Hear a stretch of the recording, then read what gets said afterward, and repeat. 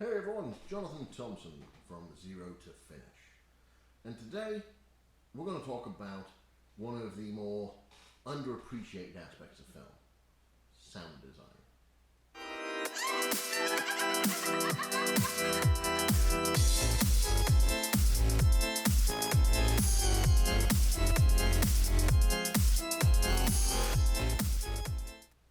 When it comes to making a film, sound design is critical.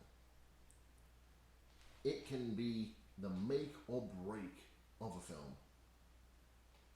Sometimes sound design is really poor in a film, but the film has enough other qualities that the sound is irrelevant.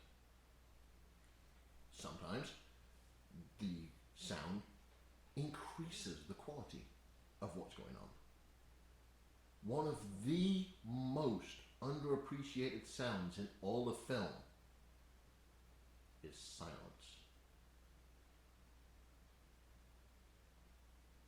Background music, sound effects, dialogue. All of these things are used to build and create a world that the audience comes into. You've got a creepy path down here, a clear path here. You start walking down the creepy path and you get the... You start walking down the clear path and it's ding, ding, ding, ding, ding. The sound lets the audience know what they should be feeling. But if there is a terrifying moment in your film and there's no sound, no music, no sound effects, and you slowly increase the sound of breathing, you slowly introduce a heartbeat, a footstep, building layer upon layer upon layer for the sound, all from silence. That silent point becomes a lot more pronounced. Quality of sound is important too. When you're making a film, you don't want your sound meter to go above 12 if you have a decent recorder. A Zoom H4n is a nice cheap recorder, just around $150. Obviously they've made new ones since then, like the 6N and the 6H. So getting a good sound recorder, making sure your actor's on microphone. If you've got a boom mic, making sure your boom operator points it in the right direction for what you're doing. Sound can make or break. If it couldn't, why would we need voiceover actors? Why would we need voice actors? Mark Hamill, Luke Skywalker himself, is iconic for two main roles. Luke Skywalker and the Joker. Why? Because of the sound. You don't see Mark Hamill, but when a lot of people think of the Joker, they think of Mark Hamill. Because of the sound, because of his voice. And sound, if you ever just stop, just walk outside and listen. Listen to what the world is doing. It's almost never silent. There is always some sound. Wind blowing, animals making noises. Most animal noises are because they want to get laid, but they're still making noises. People talking, cars, aeroplanes, trains, dogs barking, cats meowing, birds singing. The world is full of sounds. But when a lot of people make their first film, they neglect that fact.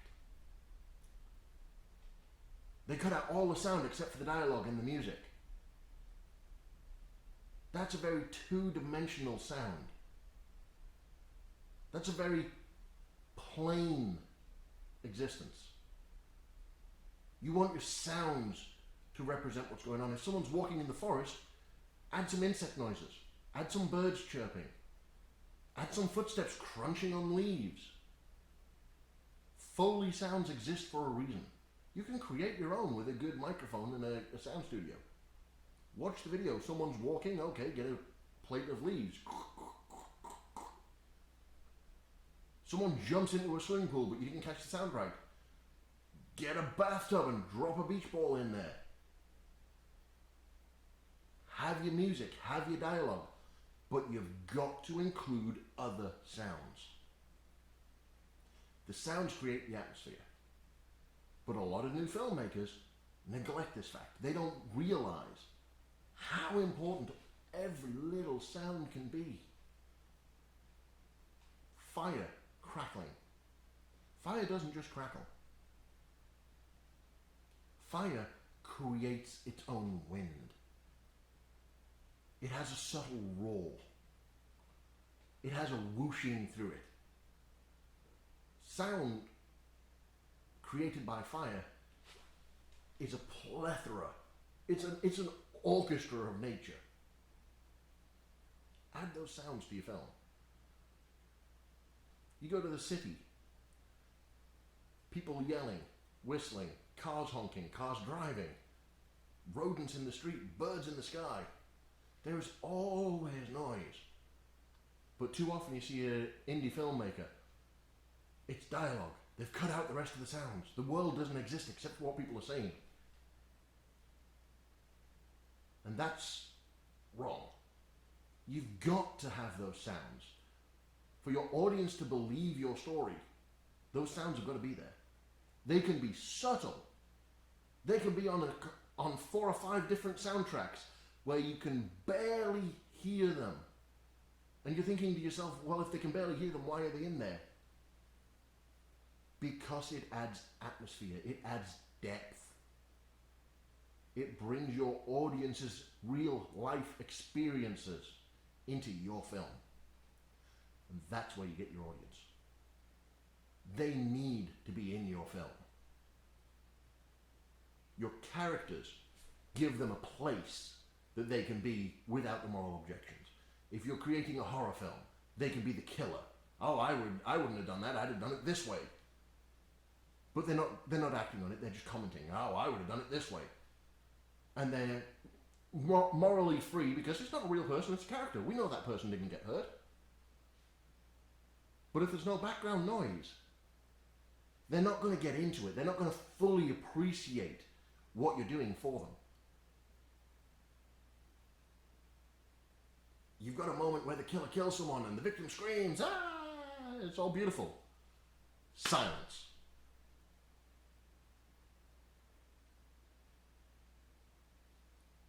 Why that moment of silence? If you are out in the woodland and you make a sudden, loud noise, once that noise is finished echoing, nothing makes a noise except the wind. Because the animals are all looking, going, what was that noise? Is that thing coming for me? The wind doesn't care, but the wind will still blow. And that's the first sound you reintroduce in your film, is that wind. Just that subtle.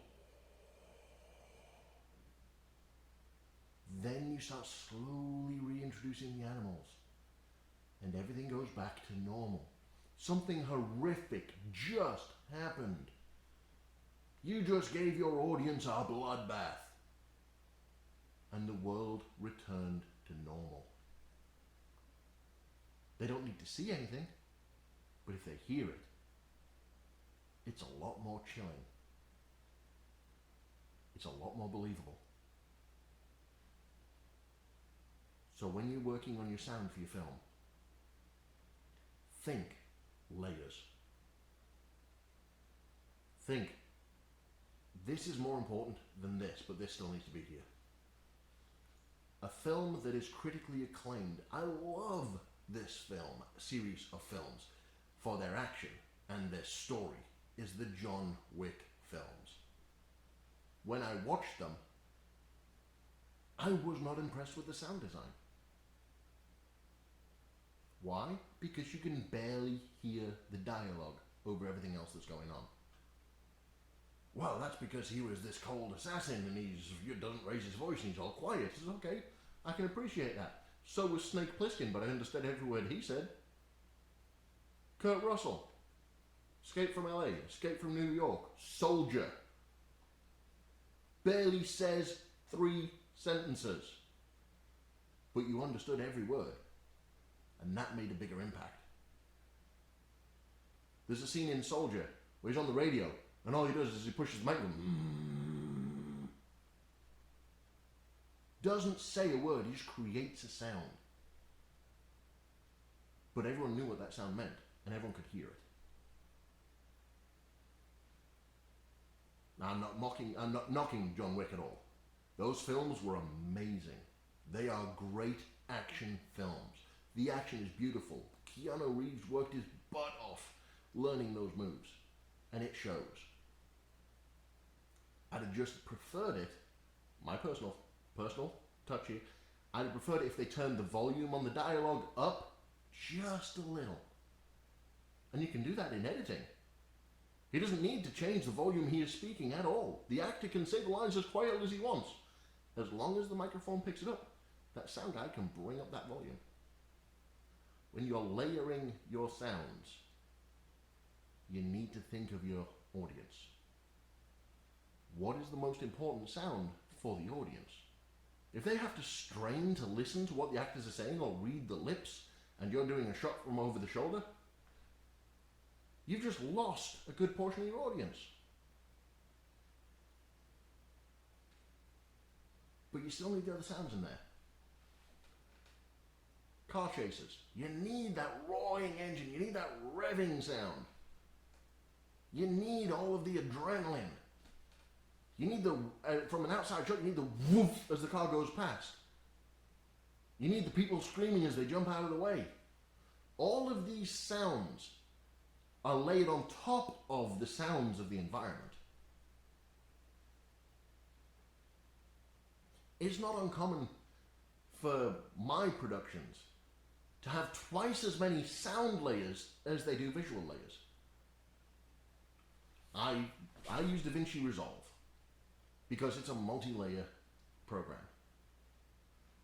And I may have 5 or 6 video tracks to 10 to 12 soundtracks. And it's the same clip. But without all of those sounds complementing each other, the audience isn't getting the full experience. They're not getting the full, this is an amazing film, I want your money experience. They're getting half a show. They're getting the visuals. They love the visuals. They're getting half the sounds. They love the half the sounds they hear. What about the other half? Everywhere you go, you are surrounded by sound. Start listening. Start seeing if you can pick out individual layers of sound.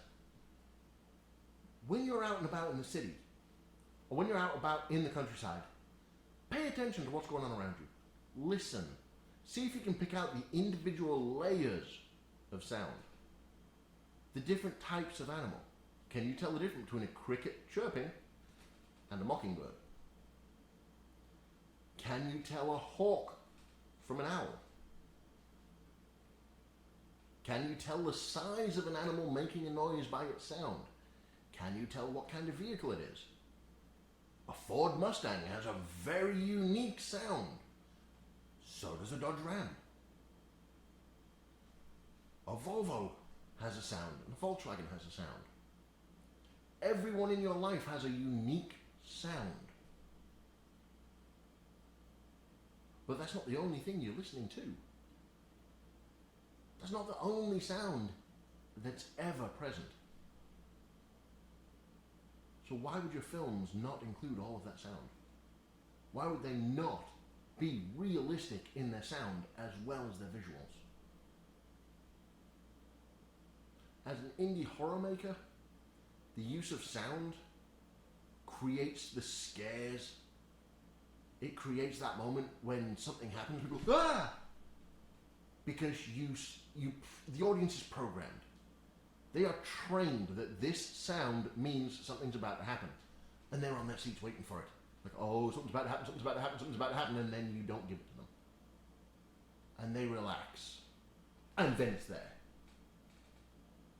You give that moment a pause, that moment where they've been on edge, they're ready for it.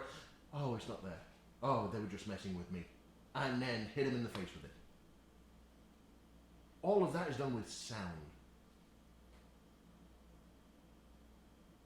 So learn your sound design. If you don't know it, ask someone that does. If you're having a problem with your sound design, let me know. Leave me a comment.